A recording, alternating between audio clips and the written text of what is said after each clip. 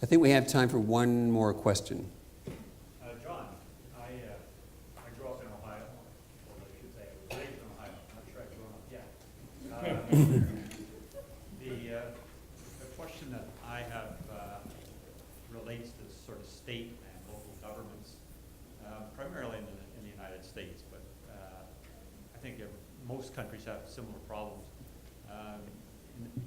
Basically, my concern is that the deficit that the states and local governments are running, well, in some way they're not really permitted to run, but how are they going to deal with the issues they're dealing with? I mean, Ohio is pretty much a disaster, and I don't know where they're going to either have to lay people off, cut wages, reduce services. Well, I mean, remember when we were talking about, you know, if you reduce the G, it's going to reduce GDP in the short term. Now, in the longer term, it's good because it's going to free up capital and savings to go into productive activities.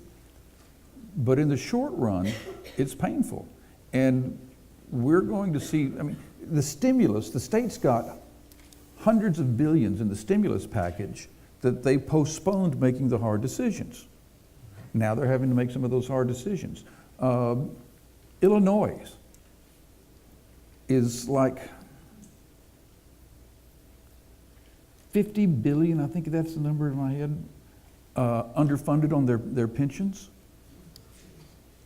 Their budget's only like 25 billion.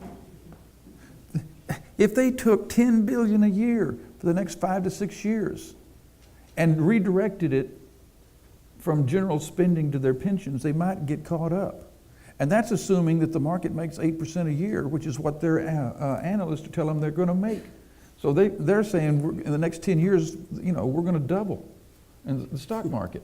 Yeah, right. And, you know, so the state and local cuts are going to be a significant part and drag on the U.S. economy next year, is just at the same time we're increasing taxes. I was on Kudlow's show here again recently, and I said, Larry, here's the deal. Come March, if the U.S. economy is growing at 3% real, you and I are going to have to step back and say, taxes don't make any difference. It's an experiment. Like I said, all these guys are running an experiment on our economic body without benefit of anesthesia. It could be painful. Maybe it won't be. I hope I'm wrong.